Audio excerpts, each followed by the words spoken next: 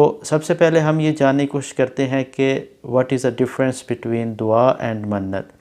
دعا وہ چیز ہے جو کہ ہم اللہ سبحانہ تعالیٰ کے سامنے اپنی جو آرزو ہے، اپنی ریکویسٹ ہے، اپنی جو دل کی خواہش ہے اور اس کی مدد مانگنے کے لیے ہم اظہار کرتے ہیں۔ لیکن جو منت ہے اس میں ہمارے معاملات اس طرح ہوتے ہیں کہ ہم ایک چیز کو کنڈیشنل کر دیتے ہیں کہ اگر اللہ سبحانہ تعالیٰ نے یہ میرا کام کیا